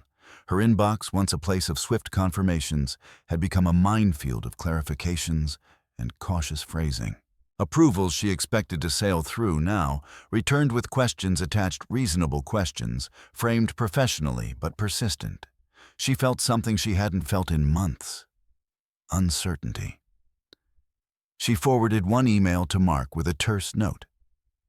"This is getting excessive," Mark replied minutes later. "Leave it with me." He didn't. Instead, he called a meeting with legal, finance, and compliance. The tone was measured, but the message was clear. "We need to stay aligned," he said. "These reviews are creating friction we can't afford." A compliance manager responded carefully. "They're standard when certain thresholds are crossed." "Which thresholds?" Mark asked. "Risk exposure," she said. "Related party transactions. Vendor concentration." Mark smiled thinly. "We don't have related party issues." The compliance manager didn't argue. She simply slid a folder across the table. Mark didn't open it. He didn't have to. Something in the room had shifted. By midweek, the board was notified. Not with accusations, not with conclusions, with concerns. A memo circulated outlining potential exposure, inconsistent vendor classifications, approval shortcuts, and deviations from legacy governance protocols. It recommended a limited scope review, internal, controlled, and preventive. The word preventive mattered. Boards did not like surprises, but they liked risk mitigation. The meeting was scheduled. Samuel learned of it through Helen, who remained precise and unembellished. "They're nervous," she said. "Not because they know what they'll find, but because they don't." "Will they ask for names?" Samuel asked. "Not yet," Helen replied. "First, they'll ask for explanations." Samuel nodded. "Those explanations won't line up?" No, Helen agreed. They won't. The night before the briefing, Mark Caldwell stayed late in his office. He reviewed emails, scrubbed language, deleted drafts. He told himself this was caution, not fear. But when he found himself rereading a message he had sent months earlier, rooted through partnerships, for now he felt a tightness he couldn't explain. He forwarded the email to his personal account, then deleted it from the server. It was a mistake. Victoria noticed Mark's tension. "You're overreacting," she said when he vented. "This is procedural. They do this every year." Mark didn't look convinced. "This feels targeted." "By who?" she asked. Mark hesitated. "I don't know." Victoria frowned. "You think Samuel has something to do with this?" Mark dismissed the thought quickly. No, he's irrelevant, but the word didn't sound true even to him. The next afternoon, the board convened in a glass-walled conference room overlooking the city. The atmosphere was professional, restrained, and serious. Helen Brooks attended as external counsel. So did representatives from compliance and finance. Mark Caldwell sat at the table, composed but alert. Victoria sat nearby, her posture confident, her expression neutral. The chair of the board opened the session. "This is not an investigation," he said calmly. "It's a review. We've identified patterns that warrant clarification. Slides appeared on the screen. Charts, timelines, flow diagrams. No names at first, just systems." As the presentation progressed, Mark felt the room turn colder. The data spoke plainly. Vendor payments routed through inconsistent cost centers. Approval chains shortened without documentation. Legacy authorization markers appearing where they should not. The chair turned to Mark. "Can you explain this?" Mark cleared his throat. "We streamlined processes to meet market demands." "And the marker?" another board member asked. "The one tied to restricted executive oversight." Mark hesitated. "I'm not aware of." Helen spoke gently. "The marker establishes executive-level acknowledgement. Its repeated appearance suggests directional authority." Mark's eyes flicked toward Victoria. She spoke up quickly. "I was told it was standard, that it signaled urgency, not exemption." The chair nodded slowly. "Who told you that?" Victoria glanced at Mark, then back at the chair. "Mark Caldwell." The room went quiet. Mark opened his mouth to respond, then closed it. This was the moment Samuel had anticipated, not with satisfaction, but with inevitability. The board didn't accuse. They didn't raise voices. They asked for documentation, emails, approvals, justifications. Mark promised to provide them. So did Victoria. But as the meeting adjourned, the weight of the questions lingered. Outside the room, Mark stopped Helen. "This is getting out of hand." Helen met his gaze evenly. Transparency often feels that way. Victoria watched from a distance, unease finally breaking through her composure. That evening, she sat alone in her office long after everyone had left. She replayed the meeting in her mind, the questions, the silence, the way Mark had faltered. For the first time, she wondered whether momentum had been protecting them or exposing them. Samuel spent that night doing nothing. No notes, no calls, no messages. The system was in motion now. And once systems moved, they didn't stop for anyone's confidence. The call came just after sunrise. Samuel Lee was standing at his kitchen window, coffee untouched on the counter, watching the city ease into another ordinary day. Traffic thickened. Lights blinked on in offices he had once walked through unnoticed. Life, indifferent and persistent, moved forward. His phone vibrated. "Helen," he said. "They've escalated," she replied, without preamble, quietly, but decisively. Samuel closed his eyes for a brief moment. "What does that mean?" "The board authorized a deeper review late last night," Helen said. "Still internal, still framed as governance protection. But they've asked for one specific clarification." Samuel waited. "They want to understand the legacy structure," Helen continued. "Who designed it? Who still holds ultimate authority? And why certain markers tie back to a role that no longer appears on any org chart." Samuel exhaled slowly. "They're circling the center." "Yes," Helen said, "and they won't be able to avoid it much longer." Samuel turned from the window. "What do you need from me?" "Nothing yet." Helen replied, "That's the point. If you step forward now, it looks reactive. If you wait, it looks inevitable." Samuel nodded.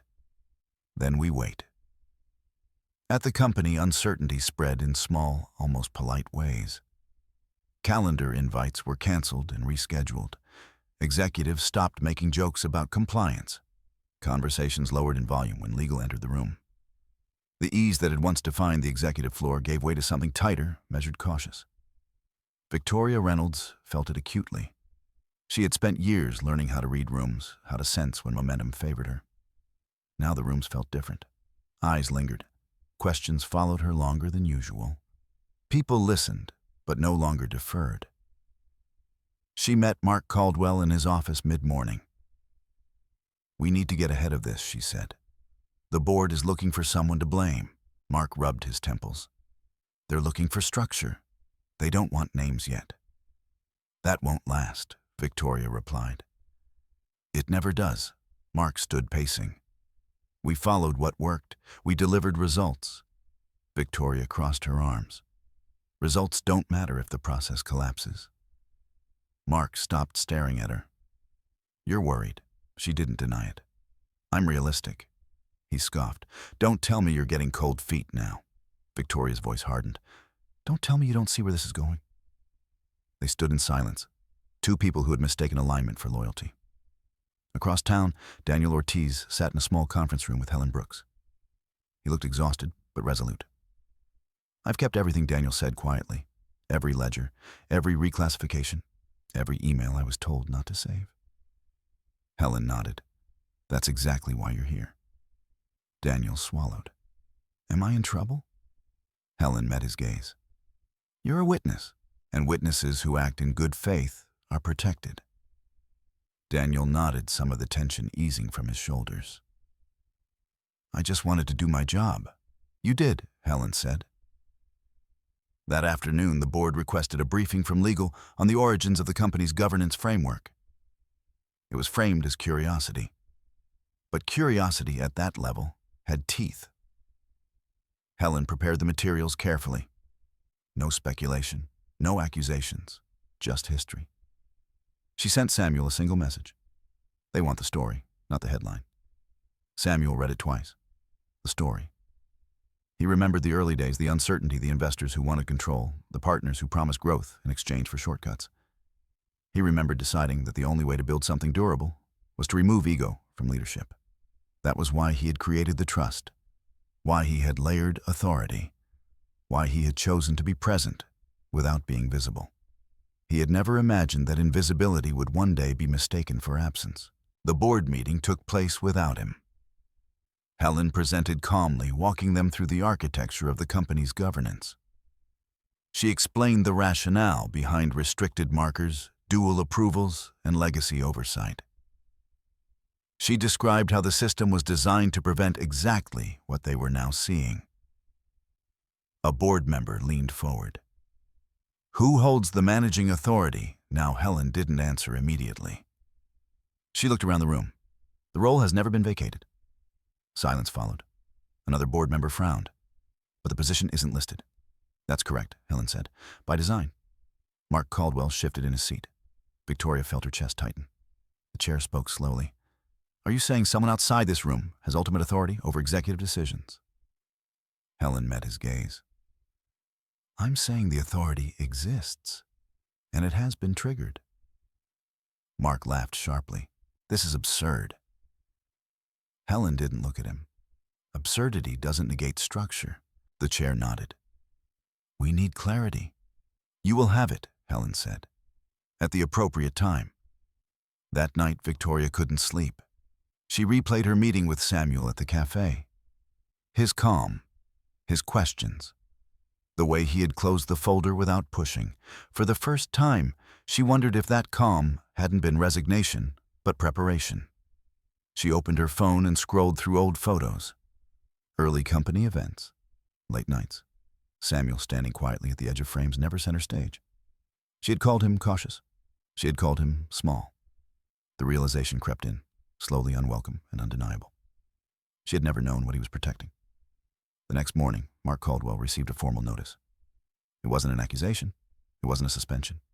It was a request for cooperation. He stared at the email pulse quickening. The board wanted documentation complete, unaltered, and immediate. He forwarded it to Victoria with a single line. "We need to talk." Samuel spent that day as he had many others recently, driving. He transported an executive to the airport, listening as the man muttered about legacy messes and unknown stakeholders. He dropped off a consultant who joked nervously about ghost owners. Samuel said nothing. That evening, Helen called again. "They're close," she said. close enough that when the truth lands, it won't feel like a reveal. It'll feel like relief. Samuel leaned back, closing his eyes. And when do I step forward? Helen paused. When they ask the question they can no longer avoid. What question is that? Samuel asked. She answered simply. Who has the right to say no? Samuel ended the call and sat in the quiet of his apartment, the weight of years pressing down gently, firmly. He thought of Victoria not with bitterness, but with clarity. She had wanted certainty, visibility, control. She had mistaken power for volume. Soon she would learn the difference. The hearing was not announced. There were no reporters, no formal summons, no dramatic notice posted on internal boards. Instead, it arrived disguised as procedure, a scheduled internal clarification session requested by the board, attended by legal, compliance, finance, and select members of senior leadership. The tone was calm. That more than anything unsettled everyone involved. Victoria Reynolds arrived early, posture straight, expression composed. She had chosen her outfit carefully, professional, restrained, signaling seriousness rather than confidence. Mark Caldwell arrived moments later, jaw-set eyes scanning the room as if assessing exits. Neither spoke much. At precisely 10 o'clock, the chair of the board entered, followed by Helen Brooks. The room fell quiet, not out of fear but expectation. This was no longer a conversation about speed or growth. It was about alignment. Thank you for being here, the chair began. This is not a disciplinary proceeding. It's a clarification. Mark nodded quickly. Of course. Victoria mirrored him. We're happy to help. Helen took her seat without comment, a slim folder resting in front of her. The chair continued. We've reviewed the materials provided. There are inconsistencies we need to understand specifically regarding vendor approvals, authorization pathways, and the use of restricted markers. He turned to Mark. Mr. Caldwell, let's begin with you. Mark straightened. I've always acted in the company's best interest. Any streamlining was done to meet market demands. Helen spoke softly. No one disputes the intention to move efficiently. The question is whether authority was exercised appropriately. Mark's lips tightened. I had verbal clearance. From whom? Helen asked. Mark hesitated just a fraction of a second. From leadership. The chair leaned forward. Please be specific. Mark glanced at Victoria. She inhaled and spoke before he could. From me, she said, and from Mark, within our respective scopes. Helen nodded as if confirming a hypothesis. And you understood that certain transactions required acknowledgement from restricted oversight. Victoria frowned. I was told the marker indicated urgency. By whom? Helen asked. Victoria's eyes flicked to Mark again. Mark Caldwell. The chair raised a hand gently. Let's slow down. He turned to Helen. Please walk us through the sequence. Helen opened her folder. She didn't project slides. She didn't dramatize. She read. She read dates, amounts, classifications. She read the language of emails, plain procedural damning in their ordinariness. She read the authorization code aloud, explaining its origin and purpose. It was designed, Helen said, to prevent unilateral action at the executive level. Its use implies awareness of higher oversight. Mark shook his head. That oversight no longer exists. Helen met his gaze evenly. It does. Silence fell, not the awkward kind, but the heavy kind. The chair spoke carefully. Helen, are you saying there is a standing authority above the executive team?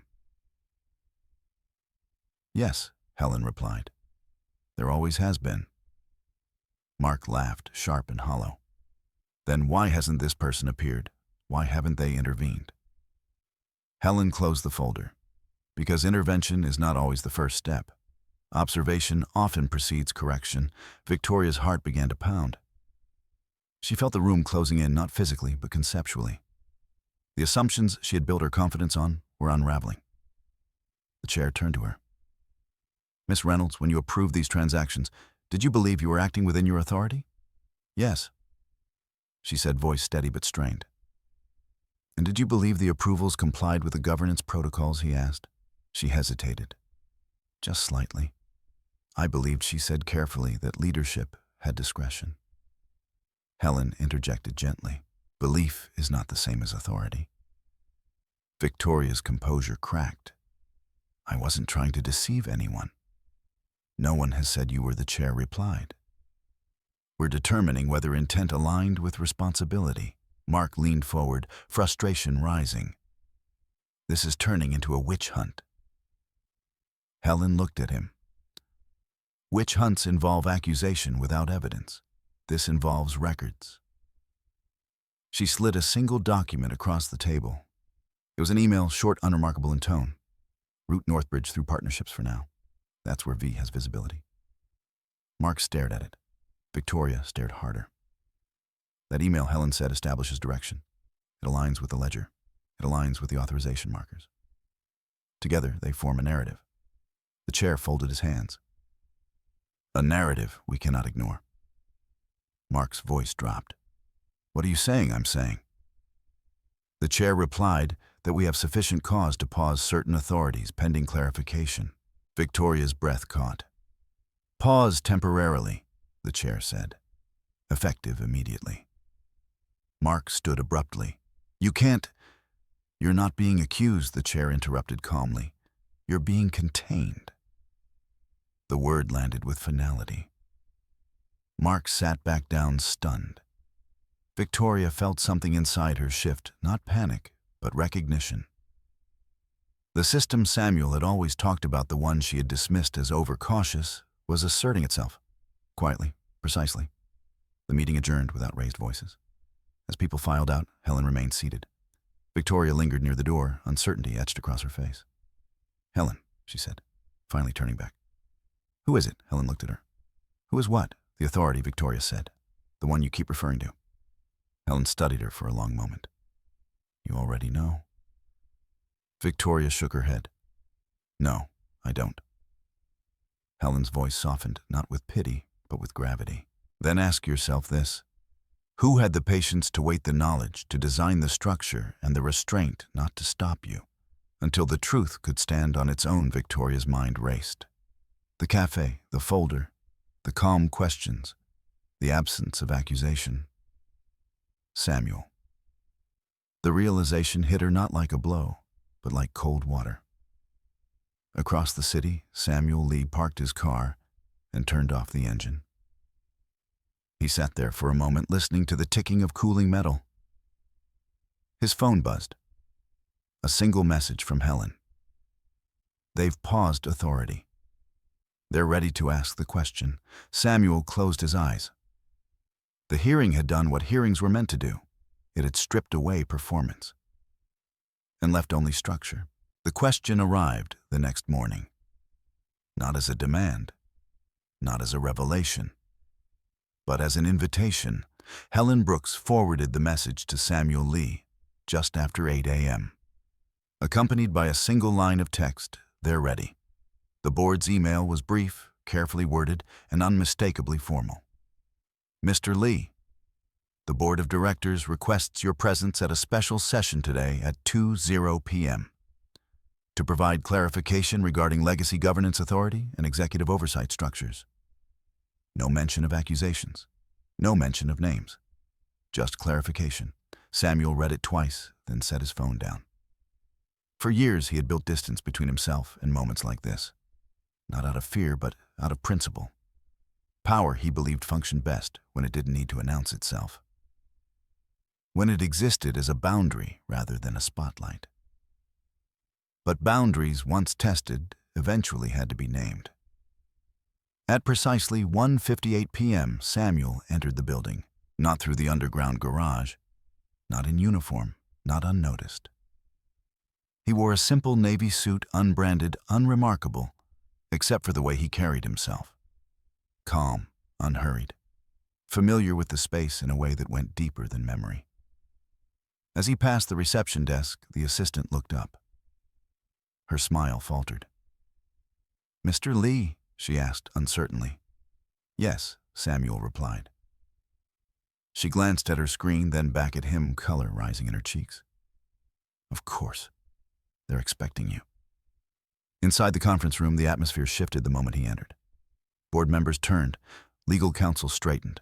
Compliance officers exchanged quick glances.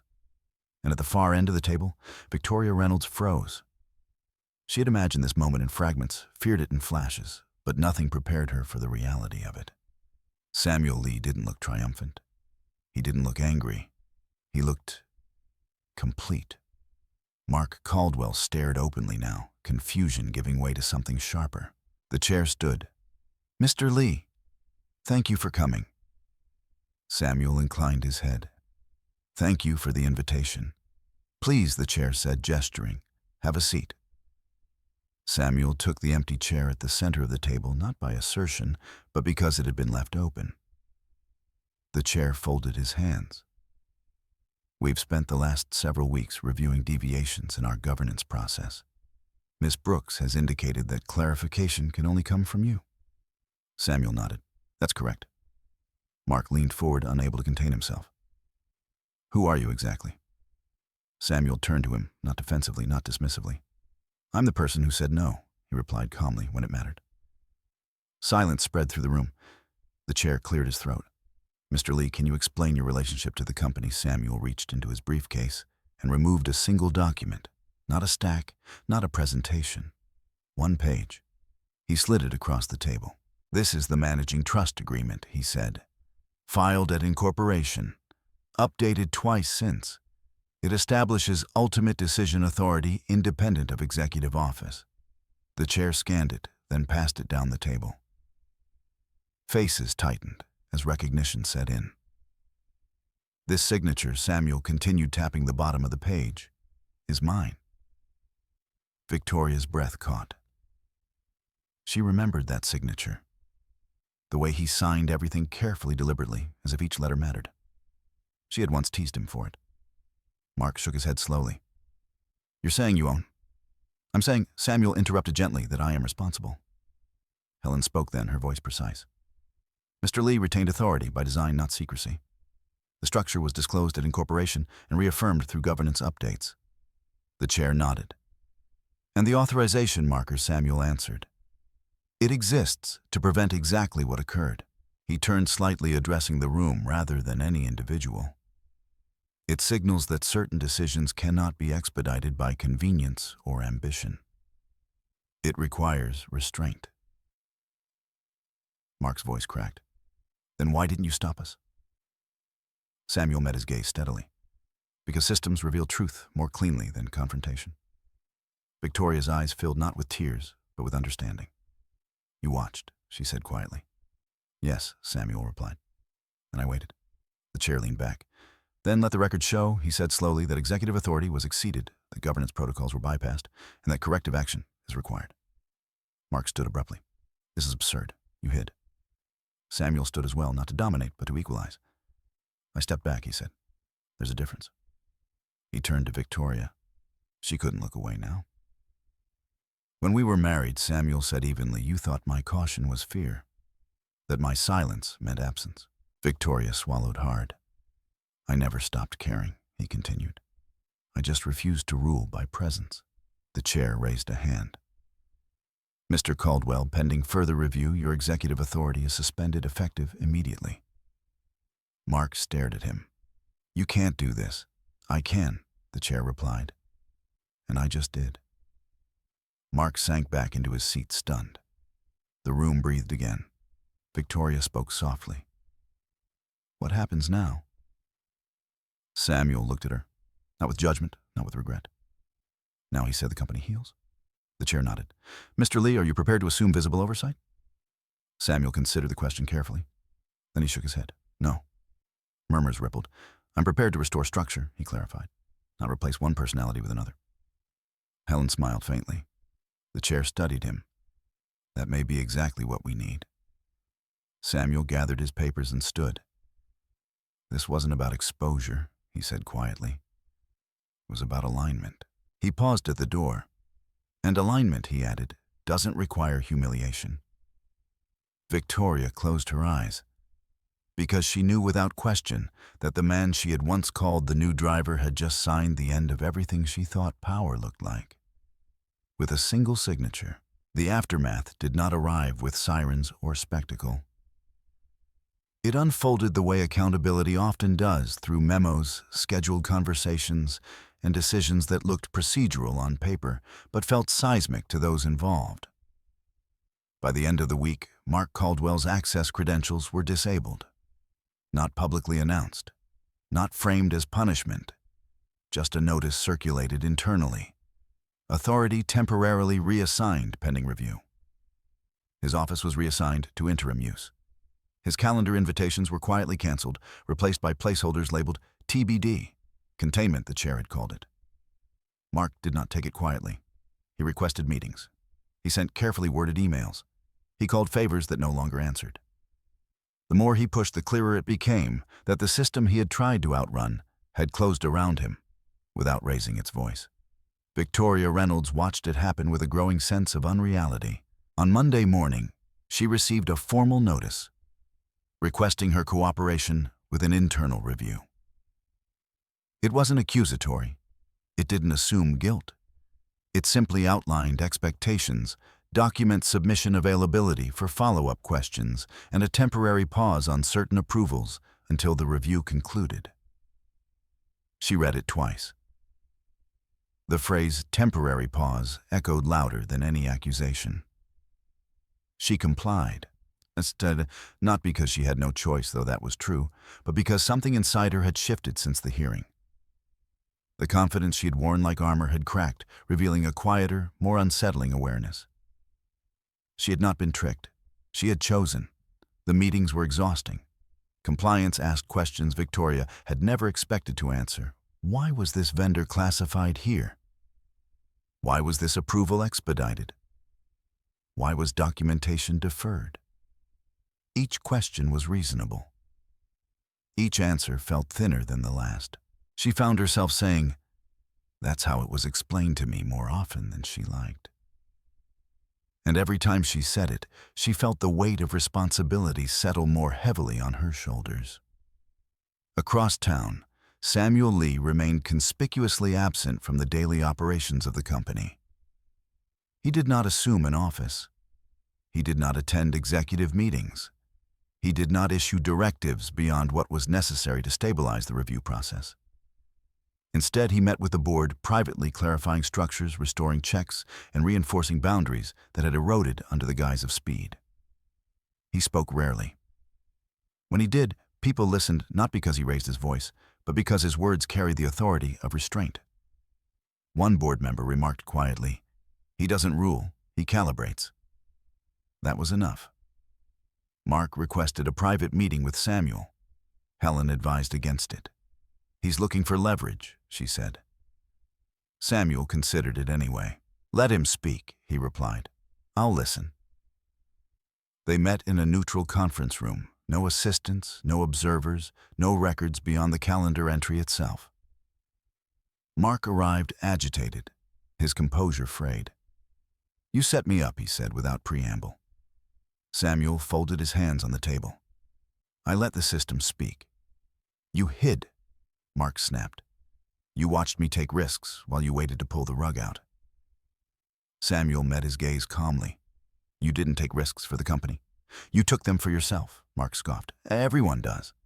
"Not everyone," Samuel replied, "and not without consequence." Mark leaned forward. "You could have stopped it earlier." "Yes," Samuel said. "And you would have denied everything." Mark opened his mouth, then closed it. "You would have framed it as misunderstanding," Samuel continued. "As urgency, as innovation. The truth would have dissolved into opinion." Mark's shoulders slumped slightly. "So you let it get worse." "I let it become undeniable," Samuel said gently. "There's a difference." Mark looked away. For a moment, something like regret flickered across his face. Not remorse exactly, but the recognition of a game misread. "This didn't have to destroy me," Mark muttered. Samuel's voice was steady. "It didn't destroy you. Your choices did." The meeting ended without resolution. Mark left with no promises, no concessions, no path back to power. Only clarity. Victoria requested a conversation 2 days later. Samuel agreed on one condition. "It will be private," he said. "And it will be honest." They met in the same cafe by the river where everything had shifted weeks earlier. Victoria arrived early this time, hands wrapped around a cup she hadn't touched. Samuel approached quietly, taking the seat across from her. For a long moment, neither spoke. "I didn't know," she said finally. Samuel studied her, not coldly, not warmly, just attentively. "You knew enough," he replied. She flinched, then nodded. "I wanted to believe it was normal, that this was how power worked." Samuel leaned back. "Power works best when it's bored by shortcuts." She let out a humorless laugh. "I thought you were afraid of visibility." "I was afraid of distortion," he said. "Of becoming someone people performed for rather than worked with." Victoria's eyes filled, not with tears, but with a sharp, aching awareness. "I called you small," she whispered. Samuel didn't respond immediately. Then he said, "You called me absent." And that hurt more. She swallowed. "Is there anything I can do?" Samuel considered the question carefully. "Yes," he said. "Tell the truth, fully, without framing, without justification." She nodded. "And after that?" "After that," Samuel replied, "you accept whatever follows." Victoria closed her eyes. "I don't want to be that person," she said. "The one who confused ambition with entitlement." "Then don't be," Samuel said simply. "Growth is still possible." She looked up. "For us," Samuel met her gaze gently. "For you." The distinction was clear and kind. In the weeks that followed, the review concluded. The findings were precise, measured, and unflinching. Mark Caldwell's contract was terminated for cause. Not publicly shamed, not quietly excused, just ended with documentation sufficient to withstand scrutiny. Victoria faced civil consequences, repayment obligations, restrictions of formal reprimand placed in her professional record. No theatrics, no destruction, just accountability. She resigned shortly after, not in disgrace, but in recognition that her presence would complicate the company's recovery.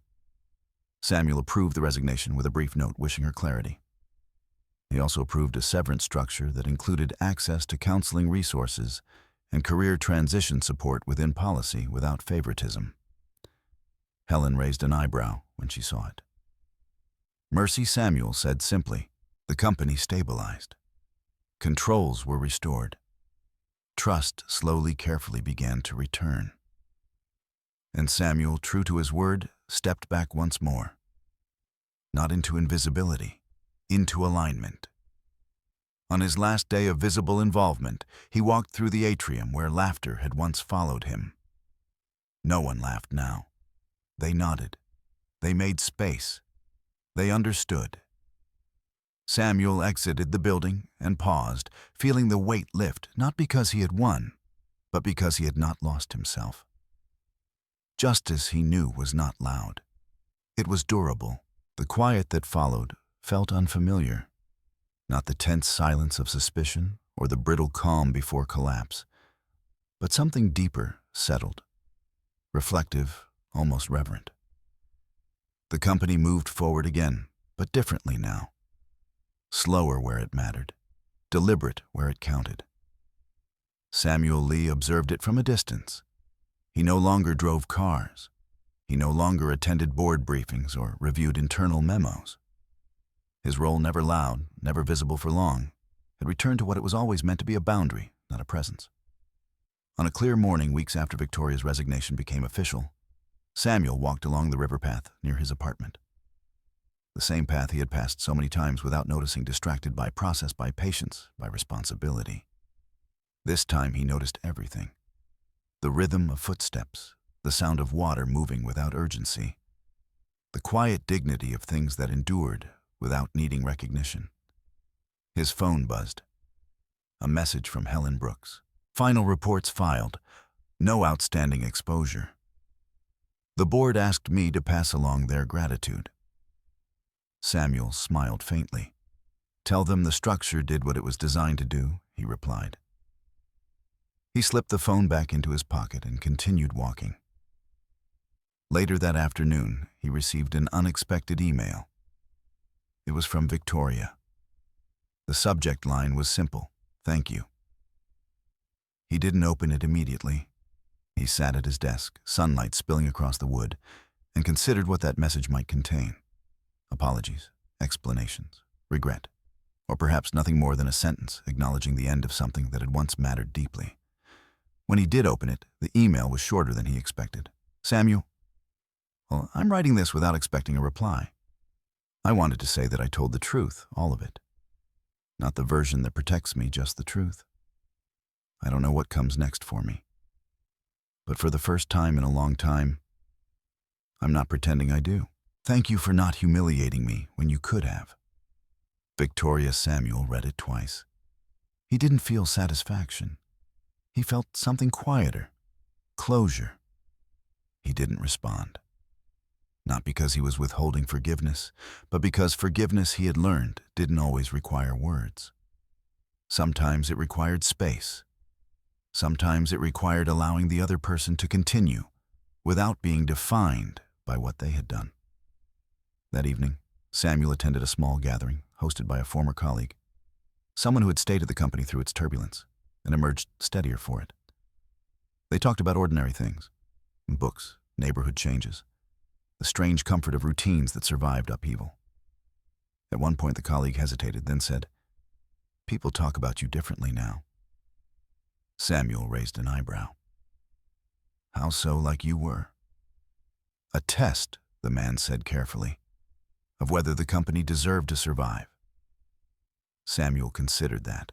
"Companies don't deserve survival," he said. "People deserve systems that don't punish integrity." The colleague nodded slowly. As the night wound down, Samuel stepped outside alone. The city lights stretched outward, imperfect but persistent. He thought about how easily things could have gone another way. If he had reacted emotionally, if he had exposed too early, if he had sought vindication instead of clarity. Justice, he had learned, was not about speed. It was about timing, and timing required restraint. In the months that followed, Samuel declined offers, advisory roles, public recognition, interviews framed as redemption arcs. He accepted one thing only, a request from the board to codify the governance framework he had designed this time with greater transparency, not to elevate him, but to ensure no future executive could mistake silence for absence again. He worked on it quietly, line by line, clause by clause. When it was finished, he handed it off without ceremony. The company adopted it unanimously.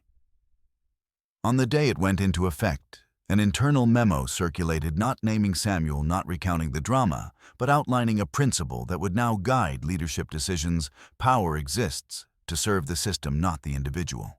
Samuel read it once, then closed the document. He felt no urge to keep it. One afternoon, while running errands, he passed the corporate campus by chance. The glass atrium reflected the sky just as it always had. People moved inside, working, arguing, building, failing, learning. Life continued. Samuel stopped for a moment, standing across the street. He remembered being laughed at there. He remembered being called the new driver. Not with bitterness, but with clarity. The insult had not diminished him. It had revealed others. He turned away and kept walking, because dignity, he had learned, was not reclaimed through confrontation. It was preserved through patience. And patience, when paired with truth, had a way of restoring balance without ever raising its voice. Samuel did not rebuild his marriage. He did not reclaim a title. He did not step into the spotlight. What he reclaimed was simpler and far more enduring. He reclaimed himself. Some stories don't end with applause. They end with understanding. What happened to Samuel Lee is not a lesson about hidden wealth or secret power. It's a lesson about quiet integrity, the kind that doesn't announce itself, doesn't defend itself loudly, and doesn't rush to prove its worth. Samuel was underestimated not because he lacked value, but because he refused to perform for validation. And in a world obsessed with visibility, that choice is often mistaken for weakness. This story reminds us that dignity is not something you reclaim in a single dramatic moment. It's something you protect every day, especially when no one is watching. Samuel could have exposed the truth early. He could have humiliated those who wronged him. Instead, he chose patience. He trusted systems over ego, facts over emotion, and justice over revenge. And in doing so, he allowed the truth to stand on its own, undeniable, unshakable. Victoria's journey, painful as it was, carries its own lesson. Ambition is not the enemy. But when ambition detaches from accountability, it slowly turns into entitlement. The moment we start believing that results excuse shortcuts, or that success places us above consequences, we begin to lose ourselves, often long before we lose anything else. Perhaps the deepest takeaway is this: being underestimated does not diminish you. Sometimes it protects you. It gives you space to see clearly, to act wisely, and to choose who you want to be when the moment finally arrives. Power doesn't always belong to the loudest voice in the room. Often it belongs to the one who knows when to speak and when to wait. If this story resonated with you, take a moment to reflect. Have you ever been underestimated? And if so, did it break you, or did it quietly shape your strength? I'd love to hear your thoughts. Share your perspective or personal experience in the comments. Your story might help someone else feel less alone. And if you value stories about integrity, justice, and emotional awakening told without cheap drama, consider subscribing to the channel. Your support helps keep these stories alive. Sometimes the most powerful journeys aren't about winning. They're about becoming whole again.